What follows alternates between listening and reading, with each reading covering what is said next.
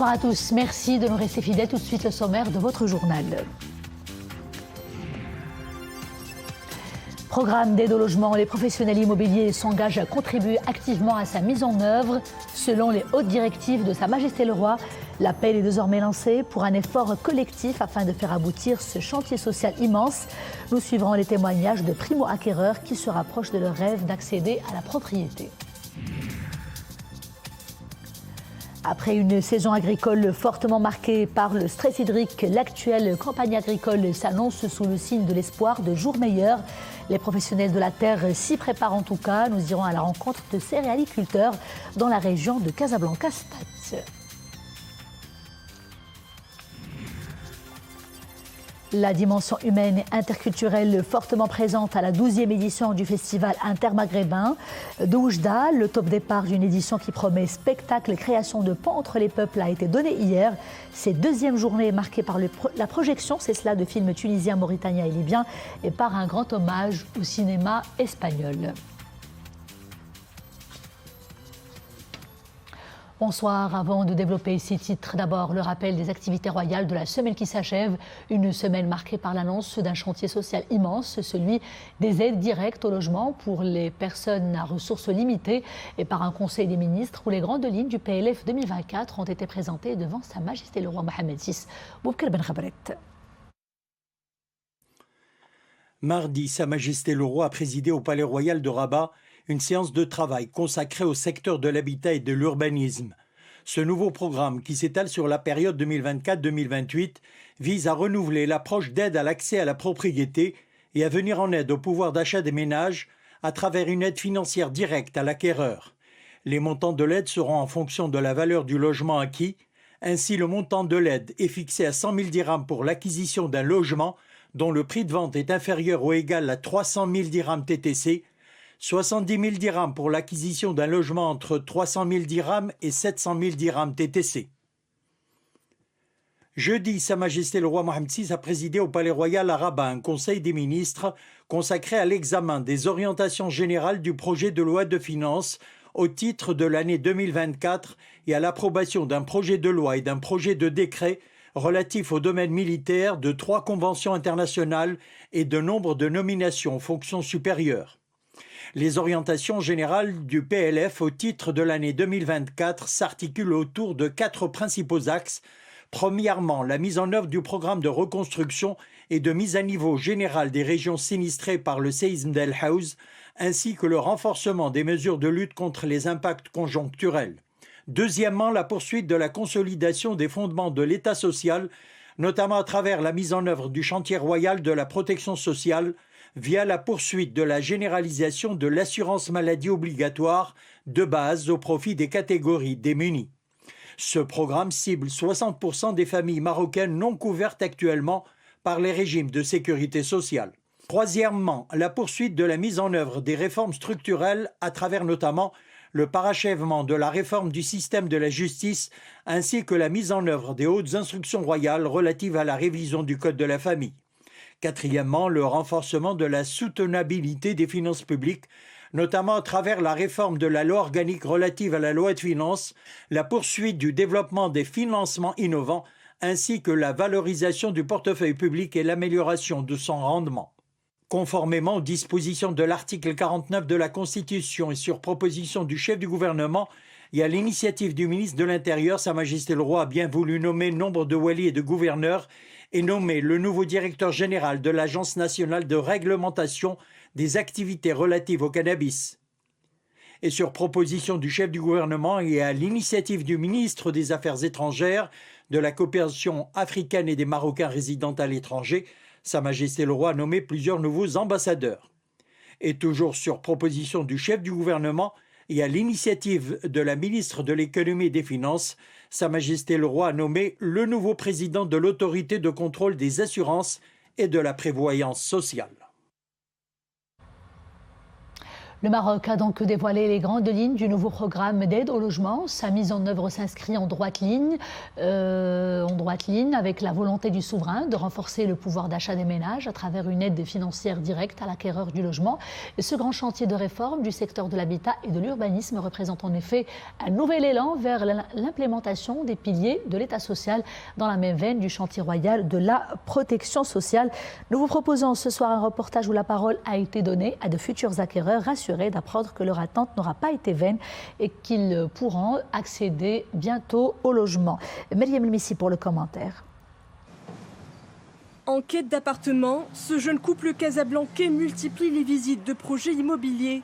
Ce matin, ces futurs acquéreurs ont rendez-vous dans un bureau de vente. L'occasion de faire une visite guidée par l'agent immobilier et d'observer dans le détail l'offre résidentielle proposée. Visiblement, ce couple est chanceux. Leur quête de biens immobiliers coïncide avec le lancement de l'initiative royale d'aide au logement. Ce projet répond à mes attentes en termes d'emplacement et de superficie. Les prix de vente sont avantageux. Les aides au logement promises par le souverain m'ont vivement encouragé à multiplier mes recherches.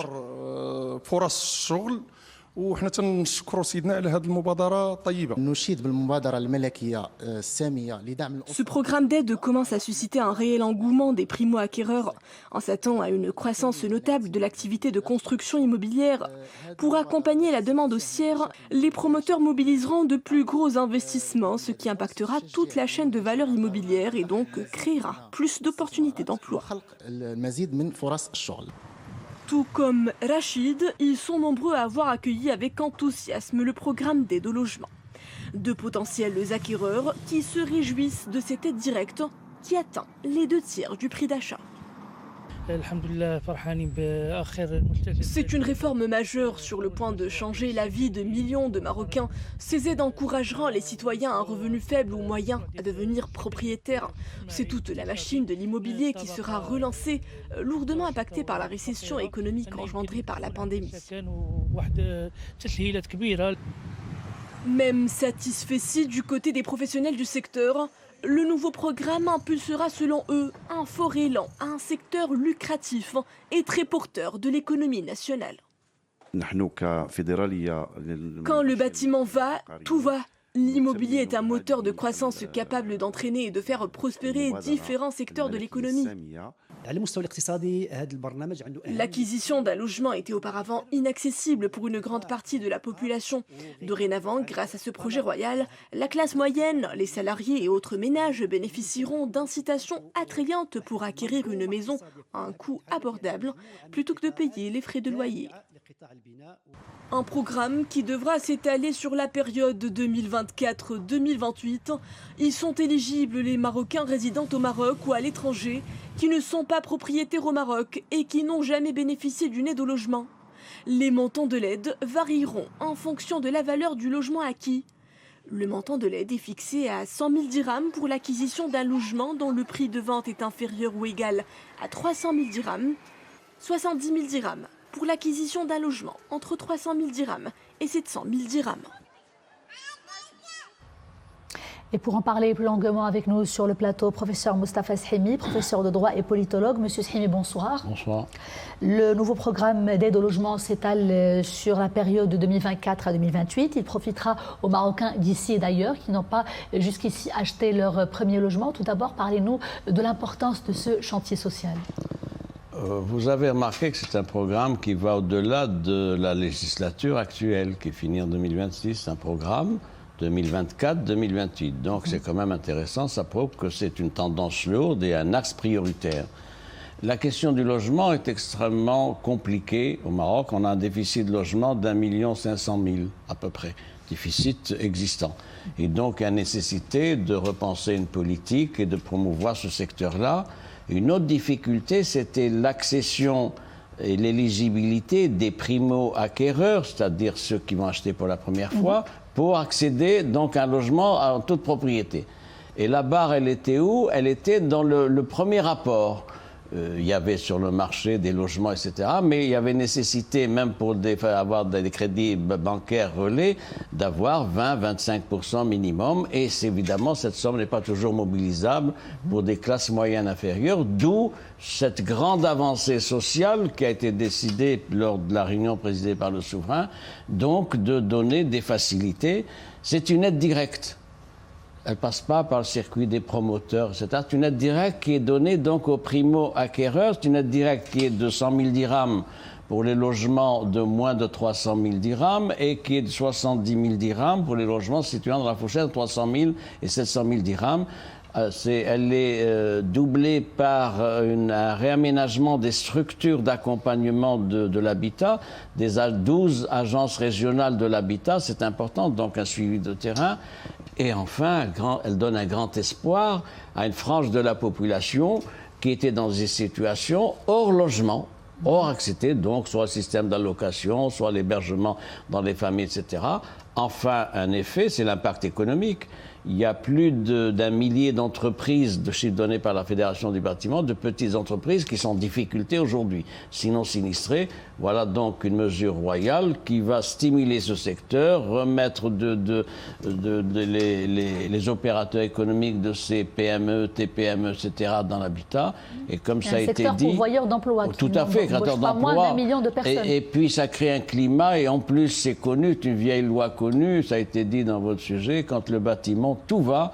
Donc c'est extrêmement important. Chantier social qui vient en complément du chantier de la protection sociale, les allocations familiales à la fin de l'année, l'élargissement de l'assurance maladie obligatoire à des franges de la population qui en étaient dépourvues, c'est ce qui va intéresser 60% des familles. Donc il y a là une grande évolution dans le cadre de l'édification d'un État social et on ne peut que s'en féliciter. Et justement, cette veine sociale, puisqu'on en parle, parlons cette fois-ci du projet de loi de finances dont les grandes lignes commencent un peu à se dégager de manière générale.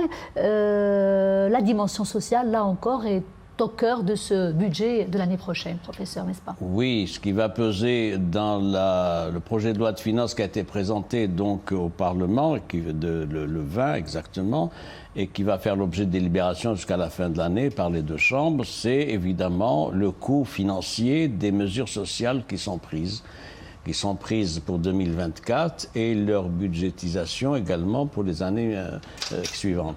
Alors, qu'est-ce qu'on peut dire de cette loi de finances 2024? C'est un budget qui est en augmentation de 3,6% par rapport à 2023. Il est de 280 milliards de dirhams pour le budget de fonctionnement et 118, en augmentation d'ailleurs de 3%.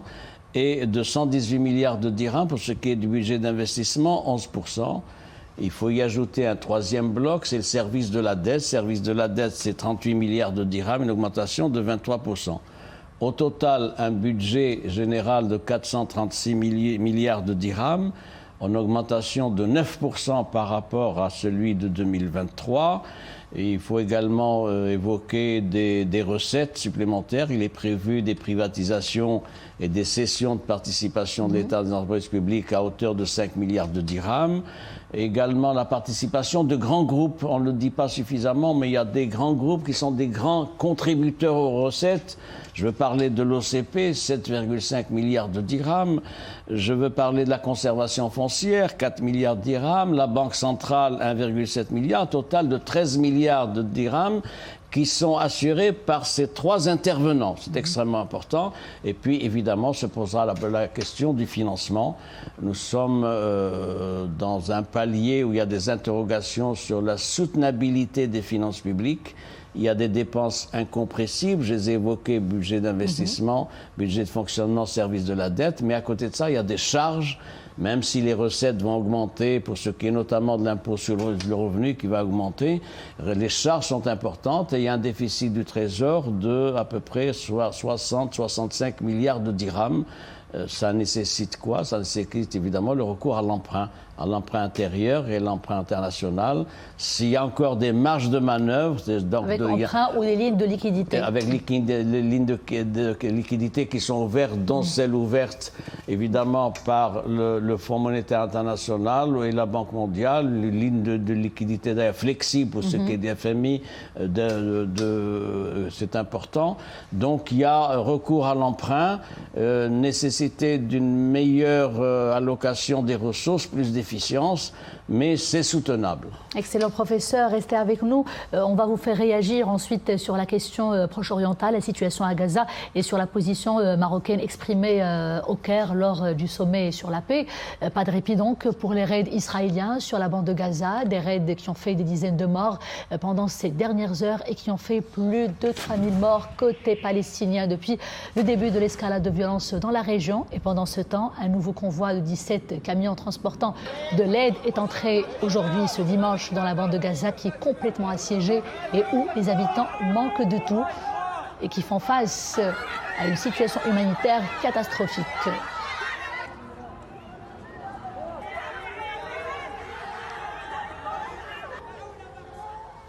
Professeur Shimi, retour donc sur les travaux du sommet de la paix tenu dans la nouvelle capitale administrative dans les environs du Caire. Le Maroc, via Nasser Bourita, qui représentait Sa Majesté le roi Mohammed VI à ce sommet, je cite, a exprimé, je le rappelle, je cite encore une fois, le rejet de toutes les solutions et de toutes les idées visant à déplacer ou alors à déporter les Palestiniens de leur territoire et à mettre surtout en danger la sécurité des pays voisins. Votre commentaire? Dès le 7 octobre, dès les premières heures qui ont suivi donc ce qui s'est passé à Gaza, le Maroc a publié un communiqué, le département des Affaires étrangères a publié un communiqué pour dire qu'il fallait mettre fin à cette situation-là, cette situation de violence et d'agression. Il y a eu un deuxième communiqué ensuite qui a mis en cause ce qui s'était passé, c'est-à-dire les actes de violence, les agressions, etc., en dénonçant le bombardement israélien, ce qui n'était pas dans le premier communiqué. Et le Maroc dénonce toutes les violences et les agressions, quelles qu'elles soient.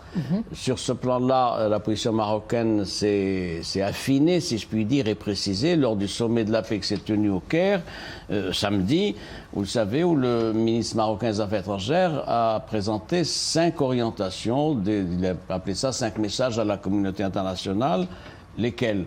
Le premier, c'est la fin de l'escalade, la fin de l'effusion de sang et la fin des agressions militaires, c'est important. Deuxième message, c'est la nécessité de protéger les populations civiles et de faire respecter non seulement le droit international, mais le droit international humanitaire. Et donc, ça aussi, ça devait être dit avec force. Troisième message, c'est l'exigence d'une aide alimentaire, puisque ce sont des populations qui sont frappées par un blocus, ni eau, ni gaz, ni alimentation, et que le stock s'épuise. Et il y a une situation tout à fait exceptionnelle qui interpelle la communauté internationale. Quatrième message, l'opposition du Maroc au fait que des populations civiles soient déportés ou déplacés sur place, notamment les Palestiniens. Et puis, cinquième élément où le Maroc a une voix qui porte, c'est la nécessité, en réglant l'histoire de l'aide alimentaire et les mesures qu'il a proposées, la nécessité d'inscrire la question palestinienne dans un processus de négociation. C'est le souverain qui n'arrête pas de réitérer cette proposition.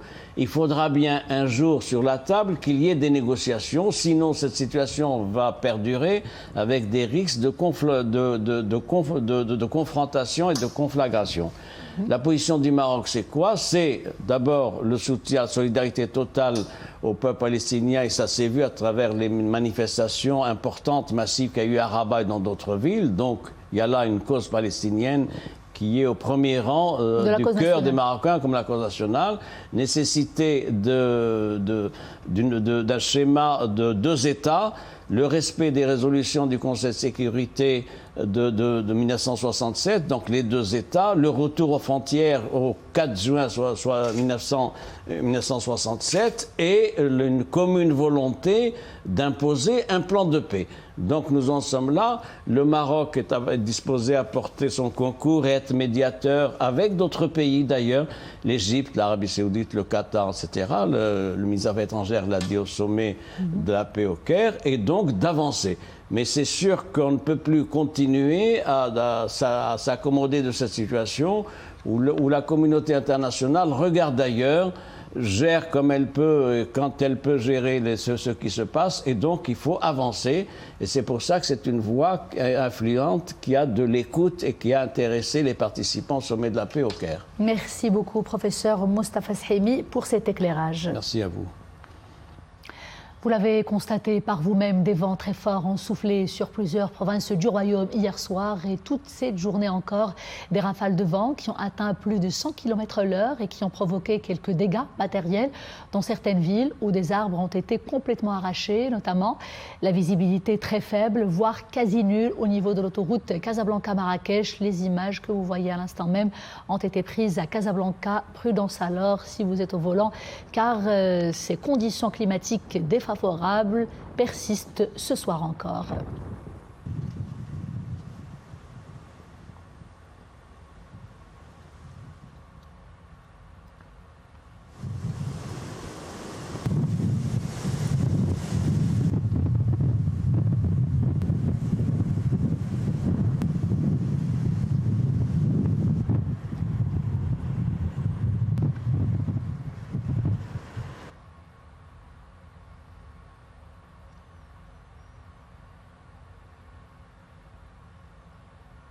Coup d'envoi de la campagne agricole 2023-2024, campagne donnée à la commune de Sidi Mohamed Ben Rahal, province de Stat, par le ministre de tutelle.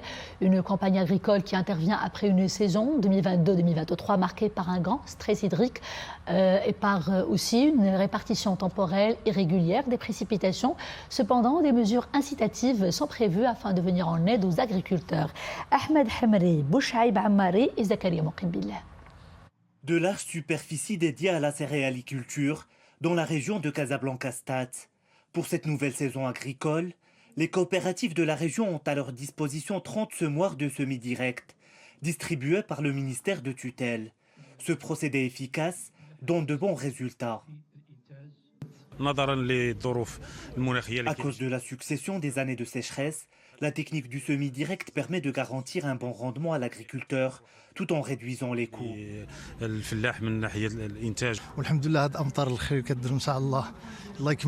pluies bienfaitrices augurent d'une bonne saison agricole.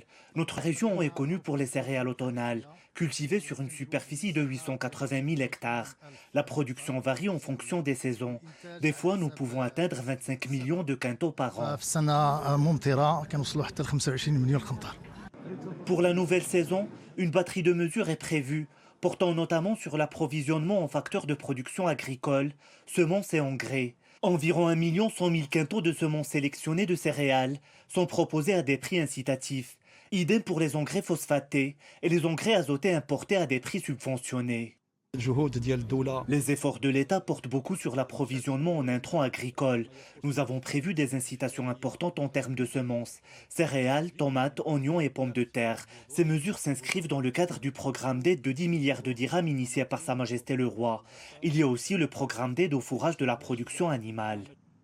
Au niveau de la commune de Msra' Ben Abbou, le coup d'envoi a été donné à des travaux de construction d'une piste rurale sur 15 km. Conçue pour contribuer au désenclavement de Didouar, cette piste permettra de faciliter l'accès aux services principaux et de faciliter le transport des produits agricoles. Direction El Jadida pour parler de la clôture du Salon du Cheval, la 14e édition, devant un public passionné de cheval. Le cavalier italien Emanuele Codiano a remporté le Grand Prix Sa Majesté le Roi Mohamed VI de saut d'obstacle dans le cadre de la 3e et de la dernière étape de la 11e édition du circuit international de saut d'obstacle, le Morocco Royal Tour. La cérémonie de remise des prix a été présidée par le président de la Fédération royale marocaine des sports équestres, Moulay Abdallah Alaoui. L'étape d'El Jadida du Morocco Royal Tour est la 3e après celle de Rabat et de Tétouan. Clôture donc aujourd'hui de la 14e édition du Salon du Cheval d'El Jadida. Une édition qui a tenu toutes ses promesses et qui a attiré au long de 6 jours plus de 200 000 visiteurs. Elle a été marquée par la participation de 700 cavaliers venant ou alors représentant 40 pays et de 1000 chevaux. Cet événement remarquable organisé sous le haut patronage de Sa Majesté le roi Mohammed VI et dont l'ouverture a été présidée lundi dernier par son Altesse royale, le prince Moulay Rachid, a été couronné de succès à l'image des éditions précédentes. Je vous laisse avec ces images.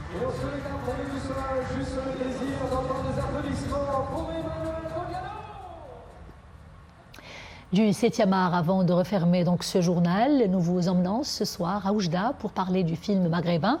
Cette deuxième journée a été marquée par des projections de films tunisiens, libyens, mauritaniens aussi.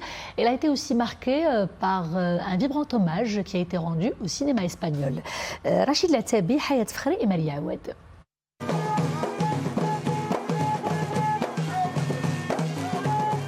Attendu par tous les cinéphiles du Maroc et du Maghreb, le festival du film d'Oujda brasse à lui seul des centaines de visiteurs chaque jour. Personnalités du monde des médias, acteurs, réalisateurs ou simples festivaliers.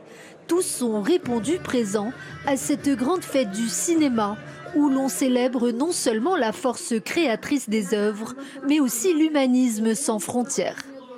Ce festival de cinéma est plus qu'une simple fête. C'est l'allégorie même du cinéma dans toute sa portée universelle. C'est aussi un rendez-vous familial où l'on peut venir découvrir de beaux films, aussi bien marocains qu'étrangers, et qui tous ont pour thématique le vivre ensemble. C'est la première fois que j'assiste au festival du film maghrébin, et c'est aussi ma première fois à Oujda. Je profite donc doublement de cette invitation. D'une part, pour faire le plein de films et d'autre part, pour découvrir cette belle région de l'Oriental. On ne le dit pas souvent, mais Oujda est une ville qui respire la culture et l'art. C'est d'ailleurs une destination très prisée par les artistes.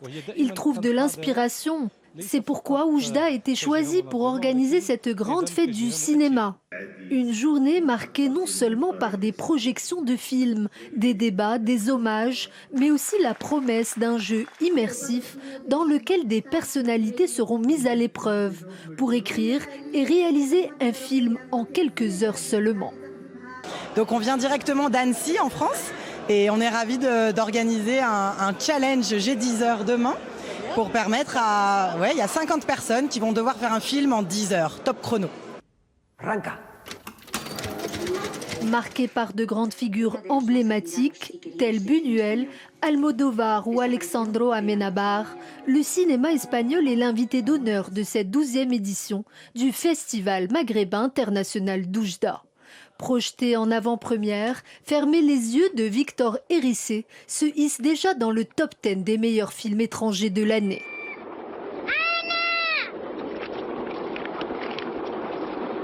Le cinéma est cet art incroyable qui réunit les peuples et les nations. Pour ma part, je suis espagnole et j'ai été invitée par les organisateurs du festival pour présenter mon film ici à Oujda. Je dois vous dire que Oujda est une des plus belles villes du Maroc à mon sens. Terre d'accueil d'un cinéma militant au service de l'autre, la vibrante Oujda défend les valeurs humanistes du 7e art, selon lesquelles faire du cinéma, écrire des histoires, les mettre en images et les interpréter est un mélange parfait de vérité et de spectacle. Et c'est la fin de ce journal. Merci d'avoir été des nôtres. À bientôt, toujours avec grand plaisir. D'ici là, portez-vous bien.